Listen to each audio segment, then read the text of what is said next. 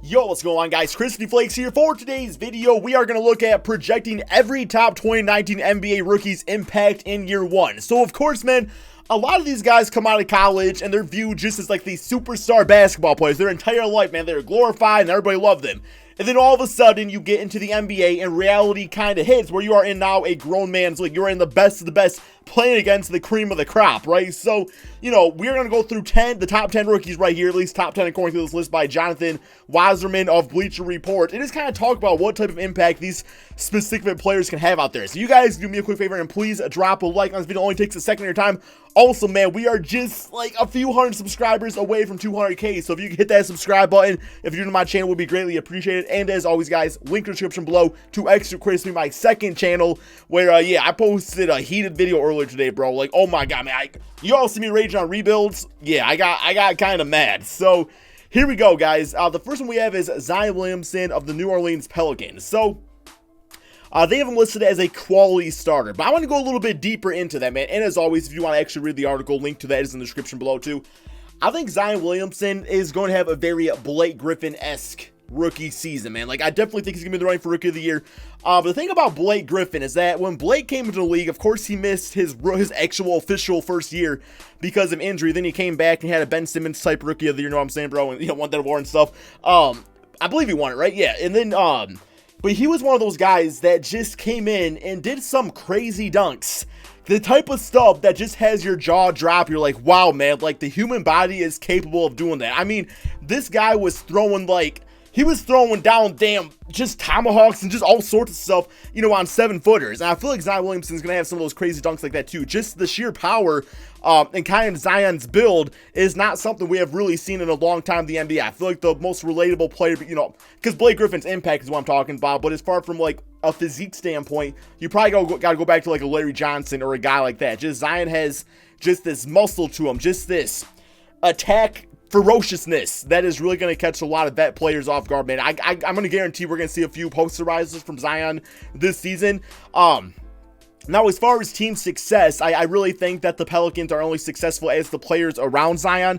I mean, let's be quite honest, man. Like, Zion's not going to be able to do it all by himself. You want to know why I say that? Because guess what?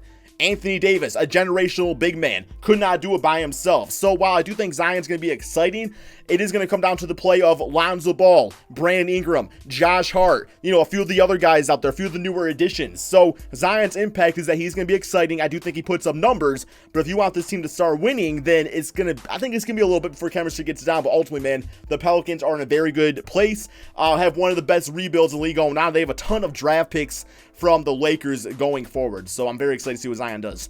Next up, we have Ja Morant of the Memphis Grizzlies. So as we all know now, Ja is going to be the new starting point guard for the Memphis Grizzlies and their whole rebuild. And he's going to be teaming up with Jaren Jackson, which should make for a nice little 1-2 punch for the next, 10, 15 years, assuming both those guys stick around. Now, I think Ja has probably one of the most difficult situations in the NBA. Like, I know Zion has high pressure, but I think Ja does too, from the standpoint of not only does he have to learn the game of basketball in the NBA, you know, like just like pacing and stuff like that, but he also has to learn how to run an NBA system. Now, you might say basketball is basketball, but I mean the NBA and just like how systems are run, the game plans, game in and game out, having to prepare for superstar players like Stephen Curry and Russell Westbrook. I think the rookie point guard spot is probably the most difficult spot to really be adapted to, and I think it takes the longest. And I also think it has high bust potential. Do I think Ja is a bust? No, I do not. I think this guy is going to be the real deal. But with that being said, Memphis Grizzlies fans, expect some, rookie bumps along the way. I think he starts off slow and he finishes the season probably pretty strong out there.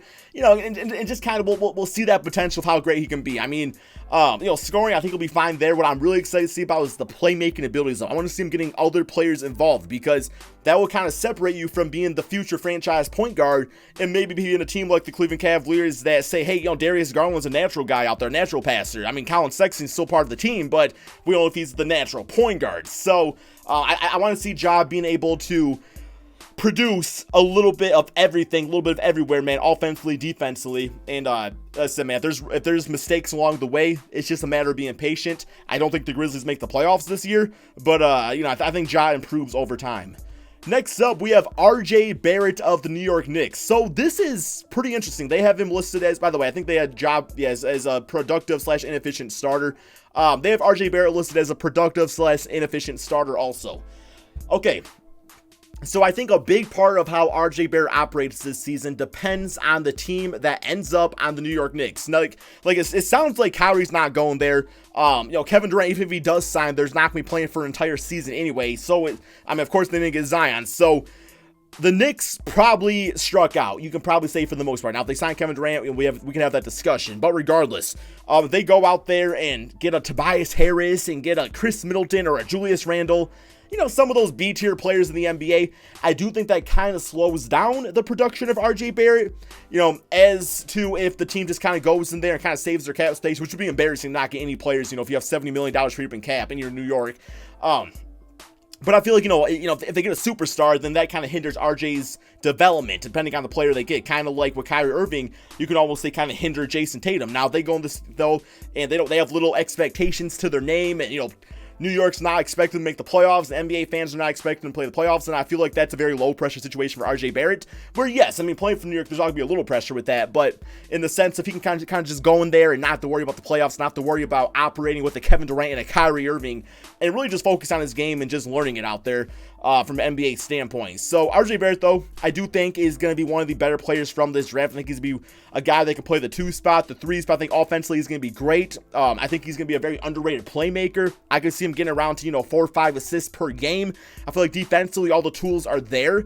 But once again, it's just a matter of being patient with them and not putting on that expectation of being a superstar right away, because that rarely happens. Luka Doncic, Donovan Mitchell, players like that are few and far between.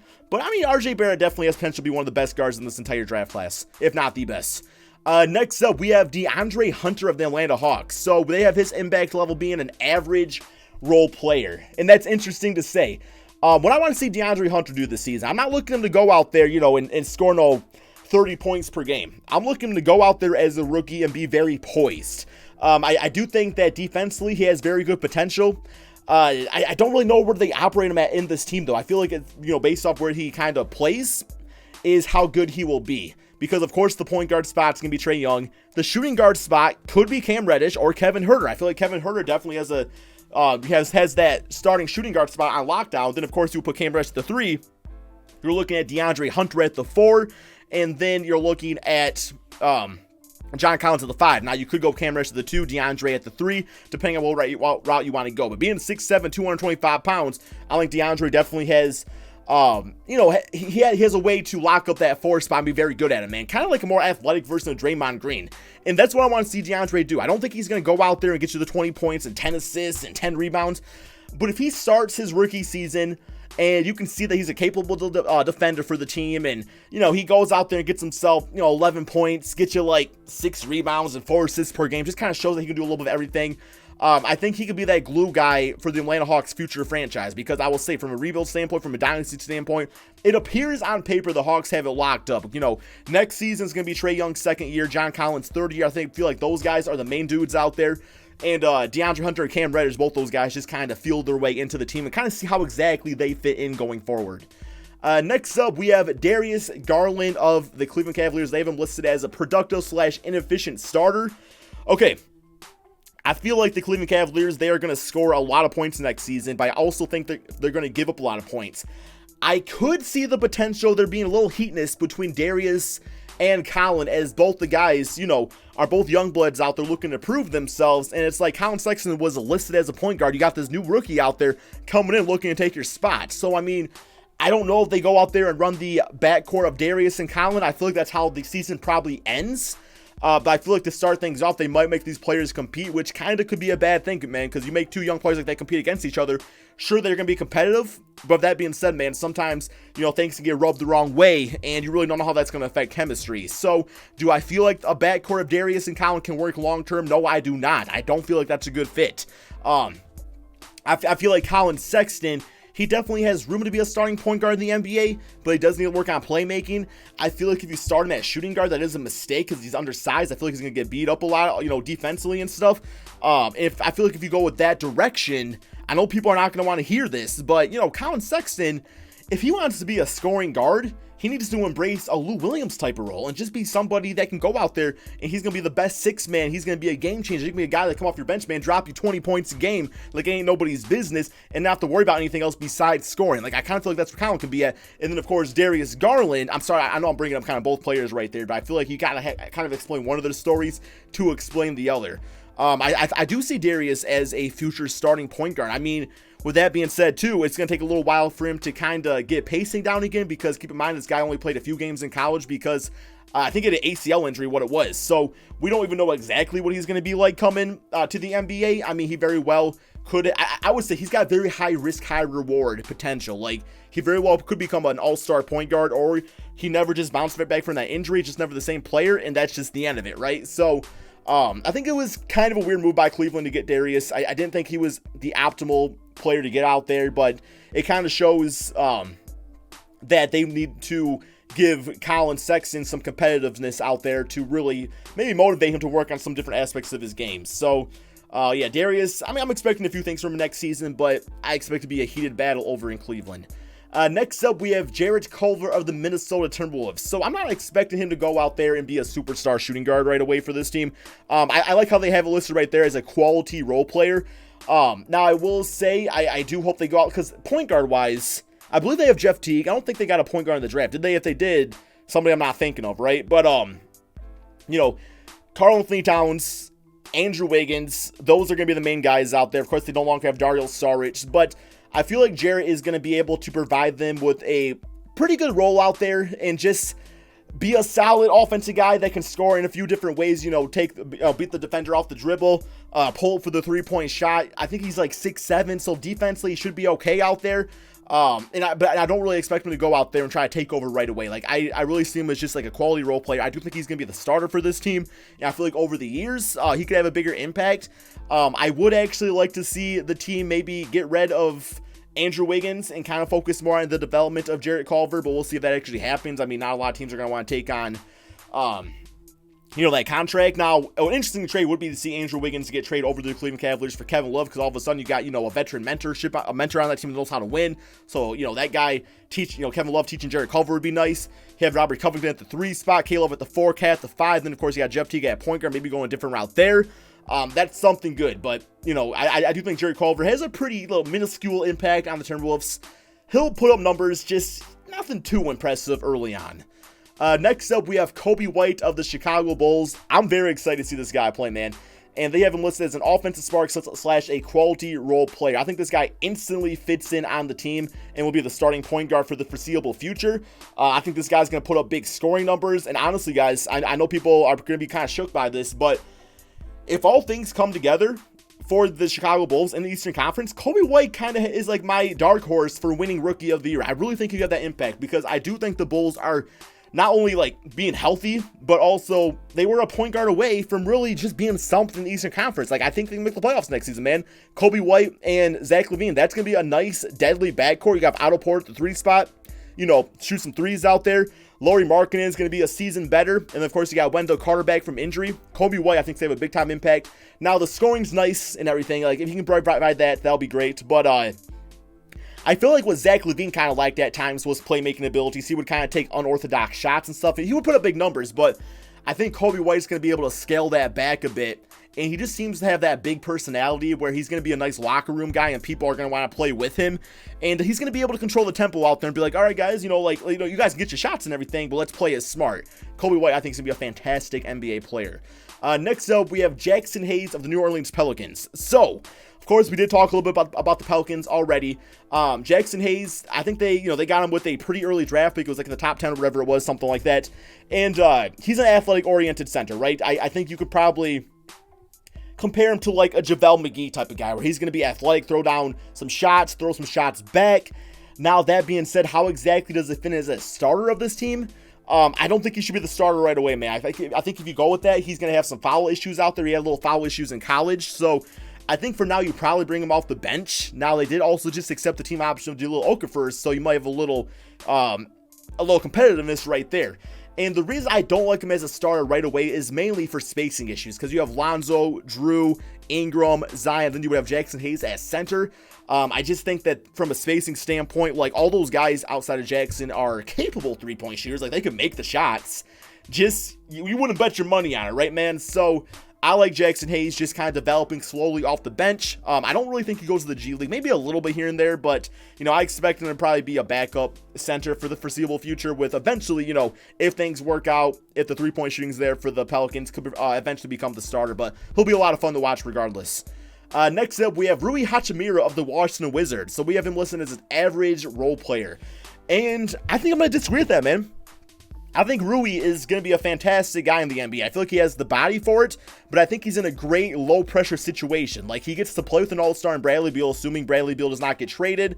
Now, that being said, John Wall is going to be out pretty much for the entire season, so they're not really going to have a great point guard to work with him out there. The good thing is John Wall is still part of the organization, so you know, off the NBA court, he'll still be a good mentor and stuff like that for the young blood out there. But, you know, Rui's like 6'9", 6'10". I feel like he's got a decent three-point shot. I feel like he's a guy that can do a little bit of everything out there. And people were kind of shocked that the Wizards took him so early. Now, early on in the season, the college season, he was listed as as a top lottery pick. So, I mean, maybe he's got a little bit of a chip on his shoulder to prove people wrong. But as far as having a chance to play, there's going to be opportunities out there. Like, I don't know if the Wizards plan on bringing back Jabari Parker. Of course, Bobby Portis is on the team. So, Bobby kind of playing more of the center spot. You also got Dwight Howard playing center out there, Thomas Bryant. So, the front court, there is going to be there's going to be some position, some players out there that simply are not going to play. I don't feel like Rui Hachimura is going to be one of them. I feel like he's going to get his chance because, unless the team's going for a playoff run, which I don't think they do, I just don't think they're capable of doing that right now with just Bradley Beal as their best player.